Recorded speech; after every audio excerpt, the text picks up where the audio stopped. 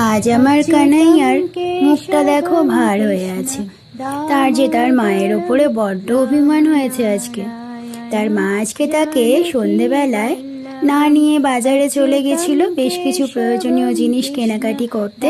রোজ যেখানেই যাব তাকে নিয়ে যেতে হবে, তাকে যদি না নিয়ে যাই তাহলেই তার মুখ ভার। এই দেখো আজ ঠিক তাই হয়েছে। তাই তার পছন্দের যত যত ভোগ সেগুলো যতই দাও তবুও তার আজকে মুখে হাসি ফুটবে না। বোলাতে নেহি হরে কৃষ্ণ কৃষ্ণ কৃষ্ণ বলো শ্যামা শ্যামা শ্যামা শ্রীমন্নারায়ণ। তাকে আদর করে অনেক যত্ন করে বুঝিয়ে সুঝিয়ে তারপর তাকে আজকে ভোগ খাওয়াতে হলো। আর এখনো দেখো তার মুখে হাসি নেই।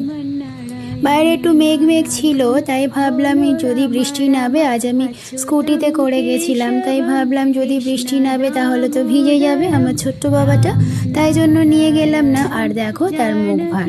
তাকে অনেক বুঝিয়ে সুঝিয়ে গেলাম, বাবা আজকে বাইরে বৃষ্টি হতে পারে, বৃষ্টিতে তুমি ভিজে যাবে, তোমার কষ্ট হবে না।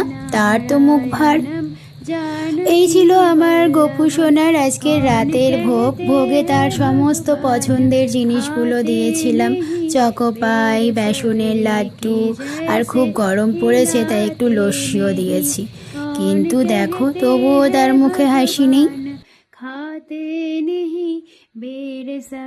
চলো কি আর করি, আজ তাকে অনেক বুঝিয়ে সুঝিয়ে মানিয়ে আদর করে তারপর তাকে শয়ন দিতে হবে। তারপরে সকাল থেকে যদি তার মুখে হাসি ফোটে। তো চলো, শুভরাত্রি বন্ধুরা। জয় শ্রীকৃষ্ণ, রাধে রাধে।